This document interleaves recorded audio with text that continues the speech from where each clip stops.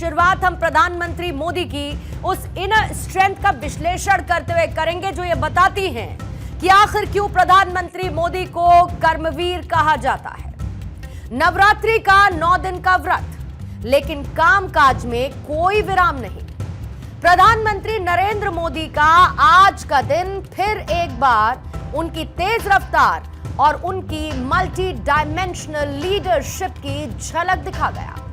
सुबह की शुरुआत ग्रेटर नोएडा से हुई, जहां पर प्रधानमंत्री ने Uttar Pradesh international trade show 2025 का उद्घाटन किया, प्रदर्शनी देखी और देश की मैन्युफैक्चरिंग और ट्रेड पोटेंशियल को सामने लाने वाले एंटरप्रेन्योर्स के साथ सीधा संवाद किया। और इसके बाद प्रधानमंत्री मोदी बिना कोई ब्रेक लिए राजस्थान के बांसवाड़ा पहुंच गए, जहां पर उन्होंने केंद्रीय और राज्य सरकार की कई परियोजनाओं का शिलान्यास और लोकार्पण किया। खास बात यह भी थी कि यहां पर प्रधानमंत्री मोदी ने 45 मिनट तक लोगों को संबोधित भी किया। यह आप सब जानते हैं कि नवरात्र का मौका है और नवरात्र के मौके पर मां शक्ति की आराधना के बीच प्रधानमंत्री मोदी 9 दिन का व्रत रखते हैं, लेकिन इसके बावजूद उनकी एनर्जी में कोई कमी आज तक दिखाई नहीं दी और आज भी कुछ ऐसा ही नजर आया। और फिर बांसवाड़ा के बाद प्रधानमंत्री नरेंद्र मोदी का अगला पड़ाव दिल्ली का भारत मंडपम रहा। यहां पर भी प्रधानमंत्री ने लोगों को संबोधित किया। भारत मंडपम में प्रधानमंत्री मोदी ने वर्ल्ड फूड इंडिया 2025 में हिस्सा लिया और यहां पर लोगों को संबोधित भी किया। अगर कुल मिलाकर प्रधानमंत्री मोदी के आज के दिन के कार्यक्रम पर नजर डाली जाए तो पूरे दिन में प्रधानमंत्री मोदी ने करीब 4.5 घंटे की हवाई यात्रा की, जिसमें से 2 घंटे हेलीकॉप्टर सफर भी शामिल रहा। एक दिन में कई राज्यों, कई क्षेत्रों का दौरा, और वो भी बिना थके, बिना रुके। यानी प्रधानमंत्री मोदी का ये व्यस्त दौरा एक बार फिर से इस बात को साबित करता है कि व्रत हो या फिर व्यस्तता, देश सेवा की रफ्तार थमती नहीं है।